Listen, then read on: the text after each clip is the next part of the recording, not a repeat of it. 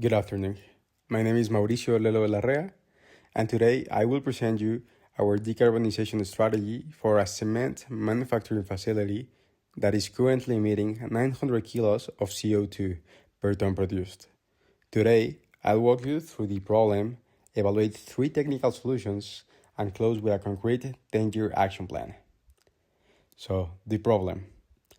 Cement is responsible for 7 to 8% of global CO2 emissions. Our facility sits well above the industry average of 600 kilos per ton. What makes this particularly challenging is that emissions come up from 2 sources.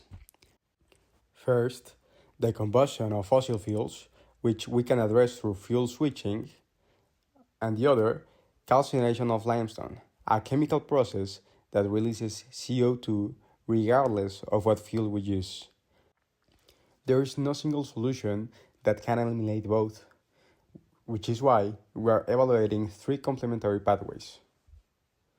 The 3 options are carbon capture and storage, renewable energy integration, and green hydrogen. Each has a different profile in terms of impact, cost, and how soon we can deploy it. Carbon capture and storage offers the highest emission reduction potential. Renewables offer the fastest return on investment. And green hydrogen is a longer-term play as costs come down. In the case of CCS, aka carbon captures and storage, the most viable method here is post-combustion capture, specifically amine scrubbing, because it can be retrofitted onto our existing kilns without redesigning the entire process. It achieves capture rates of 85 to 90%. The chart on the right makes the economic challenge clear. Mexico's current carbon tax sits at roughly $8 per ton, far below the $50 per ton threshold needed to make CCS financially attractive without external support. Capital costs range from $200 to $800 million. This means CCS requires a strong policy backing and international climate finance in order to be viable. In the case of renewable energy integration, solar and wind can realistically supply up to 30 to 50% of this facility's electricity demand.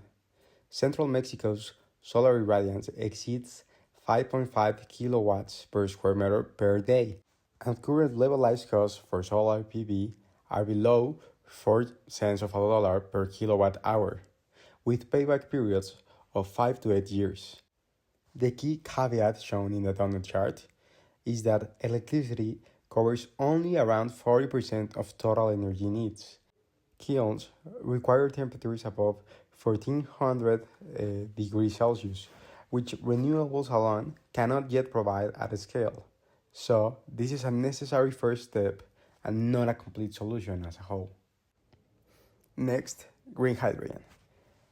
Green hydrogen is technically capable of reaching those kiln temperatures, and co-firing at 20 to 30% hydrogen blend is achievable today with burner modifications. However, the problem is cost, which is currently $4 to $7 per kilogram. The line chart shows the trajectory. By 2030, projections from the IEA suggest costs could fall to $1.5 to $2 per kilogram. That changes the economics significantly. Our strategy positions hydrogen as a phase 3 solution once that cost curve materializes.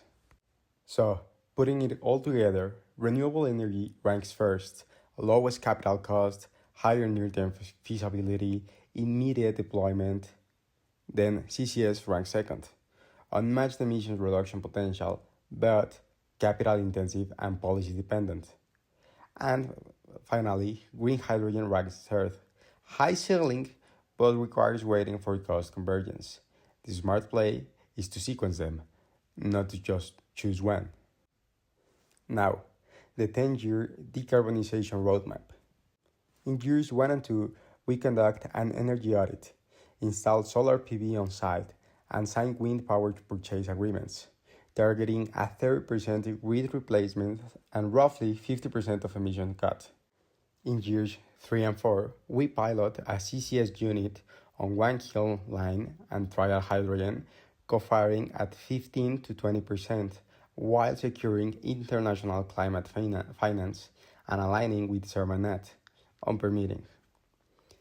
In years 5 to 7, we scale CCS to the full plant, push renewables to 50% of electricity demand, and develop our hydrogen supply chain, targeting a 50% total reduction versus baseline. By years 8 to 10, we are optimizing CCS plus CO2 utilization, hydrogen co-firing at 30% to 50%, and monetizing carbon credits, reaching a 70 to 80% reduction. Now, on the policy side, Mexico's carbon tax needs to rise significantly before CCS becomes self-financing. The Energy Transition Law supports our renewable investments, and Article 6 of the Paris Agreement opens the door to international carbon markets as a revenue source. International financing, particularly the Green Climate Fund and NDC partnership, can be a bridge between the gap for CCS and the capital costs. Our strategy is designed to leverage every available instrument. Ultimately, what we should do is start immediately with renewables, which have the best return of investment, lower risk, and are regulation aligned.